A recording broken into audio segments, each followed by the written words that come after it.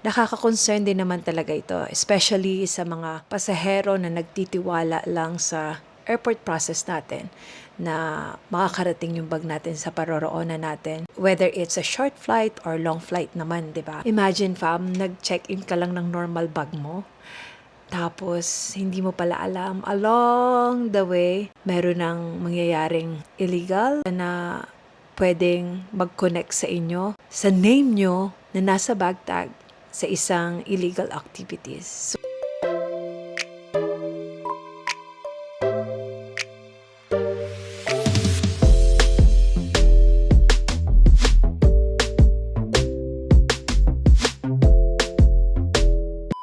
hello fam! Good morning, good afternoon, and good evening to everyone, and welcome back to our channel. Mommy Donna here and Daddy Lawrence in the kitchen. So I will start the vlog today saying good morning to everyone, and it's a nice weather pero medyo cloudy kasi umulan kanina umaga. Pero just nice, hindi malamig, hindi mainit ang ating panahon here in Calgary. So ayan, today is another day. Bumalik na tayo sa work after ng aming pagiging travel agency at tour guide dito. So first day of work. We miss you, Tamers! Yeah, first day of work, and we miss you, Tamers and Erica. Balik kayo agad para marami pa tayong mapuntahan, di ba? Kulang na kulang po ang 3 days and 2 nights nyo dito. So bumalik na kayo. Ang dami pa natin napuntahan at syempre na-explore, di ba? Babalik kayo for sure at sinabi nyo yan sa amin. So ngayon, lunchtime na.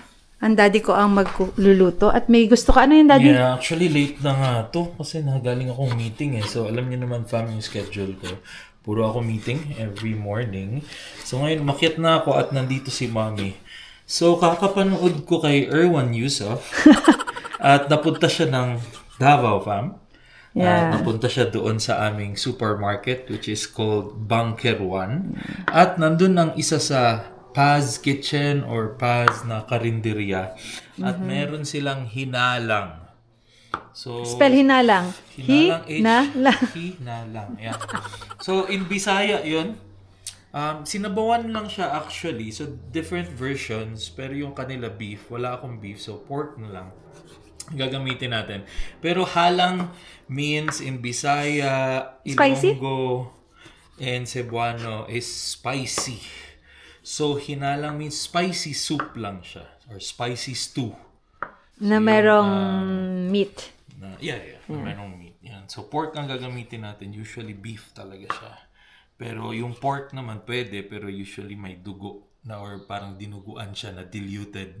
Parang ganon. Pag pork. Alam mo, I think we have that in Tagalog. We called it minanok. Yep. But it's binaboy. Yeah, pero hindi maanghang. Hindi. Yeah. And merong yung sa amin, kalabasa. Bisaya version fam, super duper anghang ang gagawin natin. Mm-hmm. Pero it's just for me and Mommy. Kukuhanan ko yung mga kids ng sabaw. Siyempre, bago ko ilagay yung madaming sili. So, ayan.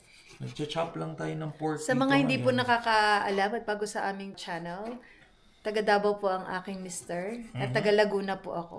So, yan po ang Bisaya version ng siguro parang binaboy sa amin minanok. Hindi ko din alam. Yeah. Let's see, this is my first time kasi hindi naman to niluluto regular ng daddy. Actually, nakita ko lang siya na, oo nga no, parang tagal ko na hindi nakatikim nun ah. So, nabanggit niya lang sa akin, gusto daw niya ipatikim sa akin. So, this is the day. Sayang, Tita Mers, hindi mo na tikman to. Kahapon lang niya napanood. Tayo lagi eh. Kahapon Kagabi, pa napanood? yeah, the other. Oo. So, yan. Kakapanood kay Erwan Yusuf. Yeah. Hi, Erwan. So this is my Ann Curtis. O, di ba? Walang aangal. Charot. So, yeah, ayun lang siya. Ayan. Tingnan natin yung taba nito. And then that's it. Yeah, so subaybayan niyo po ang pagluluto namin ng hinalang fam. At magbibihis muna ako. Medyo magnanap pa ako para makapahinga tayo at mag-energy. Matagal ba itong lutuin, Dad? Mga 1 hour siguro. Papakuluan ko. Ayan. So habang magpa-power nap lang siguro ako mga 30 minutes kasi marami din tayong gagawin for today. And meron nga pala ako dito din dinala from the kids. This is the guitar from one of my very, very good ate sa WestJet. Thank you, Ate Catherine. Sobrang magugustuhan to ng aking mga Junakis. Ayan, hand-me-down po to ng anak din ni Ate Catherine. Thank you, Ate. Pwersado tuloy ako magturo kay Davon tsaka Liam ng gitara. Correct. Kasi si Lawrence po, sa hindi nakakaalam din, mahilig sa musika. At alam niyo naman po na vokalista ang aming daddy. So, nagigitara din po siya. So, I think this is the sign na turuan niya na si Davon at si Liam na gitara at mag-love ng music. Kasi meron din naman kaming gitara dito, pang adult nga lang. And, syempre, walang masyado ding time si daddy to play. Pero minsan, ginagamit niya din. Mostly, pag may bisita, ganyan, nagkaayaan ng mag-gitara, tsaka lang nakapag-gitara si daddy. Pero, yun nga, dahil meron na kami to, Ate Catherine, thank you so much. Pwersado na tuloy ako. Opo, ang ganda-ganda. O, parang hindi nga ginamit di ba? Parang gamit ba yan? bagong-bago. Oo. Ano ba yan? Brand new. Parang bagong-bago siya. Thank you po. Thank you, Ate Catherine. Love, love. Magbibihis muna ako, fam. At si daddy magpe-prepare magluto. Yan, fam. Nadalagay ko na ang lahat ng sangkap at rekado. So, ano lang naman siya. Garlic, onion, ginger, at saka itong pork. And then, nilagyan ko lang ng pepper. And then, after that, papalambutin natin. Konting suka, toyo, and more or less, that's it. So, super simple lang siya, fam. Gusto ko lang talagang itry. Na-miss ko lang ang aking Davao food. Comfort food namin yan sa Davao, fam. Lalo na pag yung mga late night na punta ka sa palengke, kakain ka doon. So, there you go. Tayin lang natin tong lumambot. May inaasikaso lang si Mommy. And we'll see you at lunchtime. And malambot na siya, fam. So, the next step is adding our liver. Medyo may dugo-dugo pa. Okay. Tapos, hihiwalayan ko na ang mga bata, fam. Kasi, lalagyan ko nga siya ng maraming sili.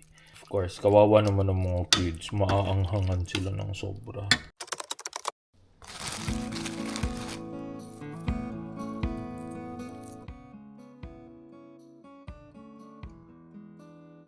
Fam, ready for the hinalang.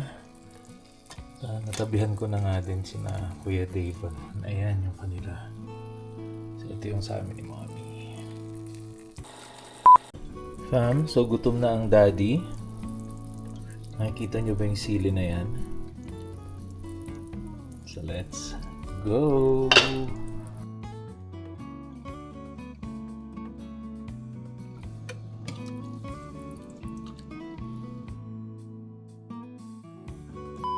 Tikman na natin at husgahan ang hinalang. Siyempre, hinalang meron sili. First time ko tong... Maanghang nga, love. Hindi. Hindi gano. Pero, masarap siya. Para siyang minanok nga, Dan. Yeah. Kasi may atay din. Pero yung amin, merong... Gulay. Ito kasi talaga wala siyang gulay. Sabi ko kay Daddy, pwede bang mag-buns? Kasi parang ang sarap niyang tusmaw. What do you call that? Yeah. Pero hindi ko rin sure, so try mo. Sige nga.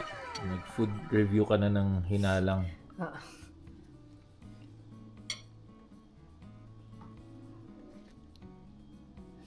Pwede. Pwede, okay, sakto. kainan time, lunchtime.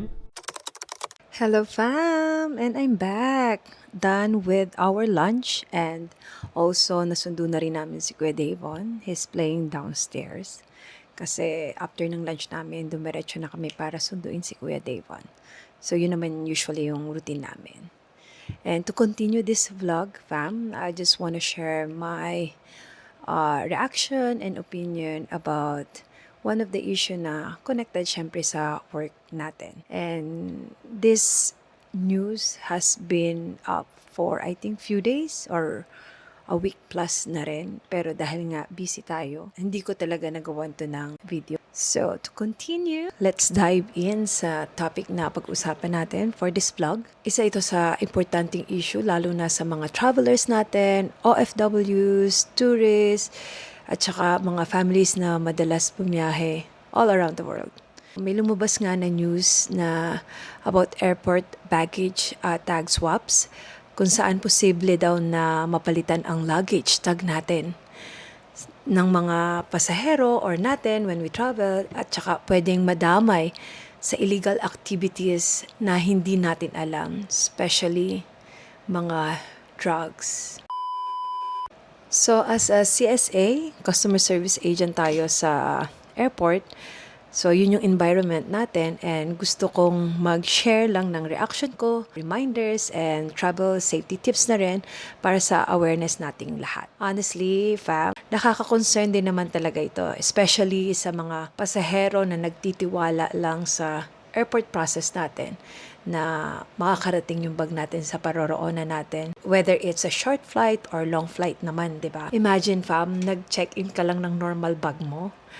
Tapos, hindi mo pala alam, along the way, meron ng mangyayaring illegal na pwedeng mag-connect sa inyo, sa name nyo na nasa bag tag sa isang illegal activity. So, for this issue, fam, as a CSA perspective naman to, as someone working in the airport environment, lagi naman nating priority ang safety and security talaga ng ating pasahero. Kaya importante talaga na reminder sa lahat, fam, na double check always your baggage tag pag mag-check-in kayo. Make sure tama ang name nyo and destination nyo kasi may human error pa rin. And huwag iwan ang luggage unattended, especially even a second. The airport security will for sure kukunin yun kasi CCTV is all around the airport. Yung mga ganong klase unattended bag, bilis nila doon. Observe nyo din yung belongings nyo during check-in process or every time na nasa airport din kayo. Or everywhere, di ba? Hindi lang naman sa airport, fam. Kahit saan tayo magpunta. So, minsan, small detail siya, pero malaking tulong na rin yun sa protection natin habang nagta-travel tayo, especially. Dahil nga, fam, kumakalat na ang ganitong mga gawain everywhere in the world. Important travel reminders lang, fam, na picturean natin ang baggage or luggage natin pag mag-check-in tayo. Baggage tag, especially kung tama ba yung tinag nila at any unique markings nyo sa bag nyo, maglagay kayo ng identification na alam nyo kayo lang yung meron or kayo lang yung naglagay nun. Para may proof kayo in case may mangyari ngang swapping ng tag, you have the proof at saka evidence na, oy, hindi ko po to bag. I check in this and this. Ito yung picture, I have the proof. At least mapadali na rin yung process kung magkaroon man ng issue na ganon. So, gawin natin unique yung luggage natin. Perhaps lagyan natin ng ribbons. Minsan yung colorful is better para kita nyo na agad siya malayo pa lang. Or colored strap. Uso din naman yung naglalagay na ng strap. And any stickers na sobrang eye-catching sa inyo or sa mga tao. And lagi ako naglalagay talaga ng luggage cover na parang kita mo na siya agad sa malayo. Like bright blue, bright red, mga ganyan. It will help you to identify. And picturean nyo na rin. Meron nga akong pasahero din na nag-mention sa akin na even yung loob, bago niya saraduhan, she took a photo of it para alam niya kung ano yung nakalagay dun sa loob ng... Yung iba nga din kahit daw yung weight, pinipicturan para kung 15 kg lang yung chinek-in nila and then all of a sudden bigla siyang naging 21. So there's something wrong about it. May either nailagay sa loob or may nilagay sa loob or na-change na talaga yung bag niyo. And another thing is bag tags.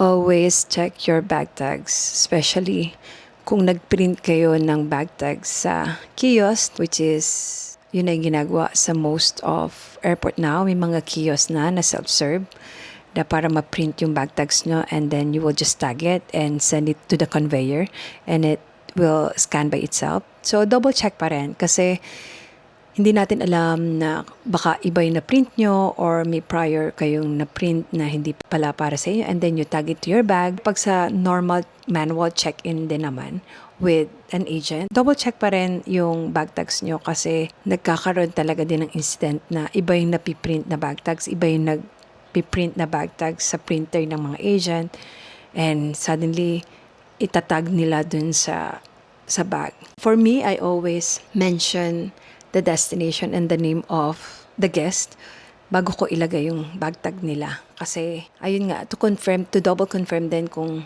kanila talaga yung bag and yung destination is tama. And of course, never accept items from anyone na magpapadala ba. Huwag basta magdala ng package or any other items na galing sa ibang tao. Kung galing sa friend nyo or kung galing sa relatives nyo, maybe pwede. Just make sure ano yung ipinadala, alam nyong okay siyang dalhin. Pero yung someone na suddenly gusto lang nila magpadala sa'yo, of course, be vigilant. Siyempre, doon tayo magkakaroon minsan ng issue kasi hindi naman natin alam at hindi naman atin yun. So, be very careful. Bantayan lagi nga ang luggage natin. Never leave your luggage unattended. And dahil nga naman high-tech na tayo, technology is very smart ngayon, gumamit na tayo ng mga trackers. Pwede tayo malagay ng AirTags para useful siya pag nawala yung baggage mo, delay yung baggage nyo, or yung tracking location ng bag nyo in case na you're worried about it or nasa na ba. Especially pag may connection din kayo. Very important yun kasi they will tell you that the bag is all the way to your final destination. So at least you will track it from your first leg to your second leg or a final destination na dadala yung baggage nyo. So pag may AirTags kayo or baggage tracker, nakikita nyo na gumagalaw at kasama nyo sa paglipad ang bag nyo. And also, pag nasa airport, fam, stay calm, especially in the security inspection. Answer honestly and then provide photos or proof pag in-inspect yung bag nyo. So yun lang, fam. Just sharing my opinion, my reaction to this issue kasi alam niyo naman sa panahon ngayon, marami ng travelers, marami na ring affordable flights, and syempre, most of the people love to explore the world right now. So just a quick reminder lang to all travelers, OFWs, kababayans, and families, always travel smart and stay alert. So, always be vigilant kung kahit nasaan man kayo. With kids as well.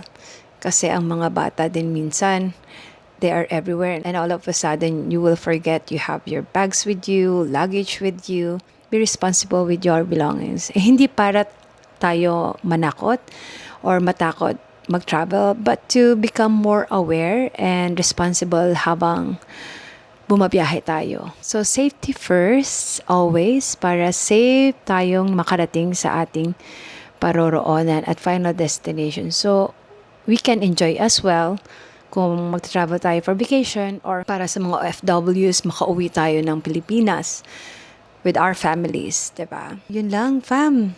Gusto ko lang talagang i-share to kasi as an airport worker and employee, parang feeling ko it's a good reaction and reminders din para sa ating mga viewers, ating subscribers and followers on our channel. And I would like to thank you again, fam, for being with us, always supporting us. And sa mga content, travel, family, buhay Canada namin. We appreciate you all and God bless. So, dito ko na tatapusin ang video na ito, fam. Mamaya, susundin na rin namin si Lianica. And the rest is a routine again. And we'll see you on the next video. As always, please don't forget to like, share, and subscribe to our channel, fam. Also, our Facebook page. Kung gusto nyo kumonect sa amin, you can direct message us there. Napaka-bilis namin din namang mag-reply sa mga messages doon. So, thank you, fam, again. And hang loose!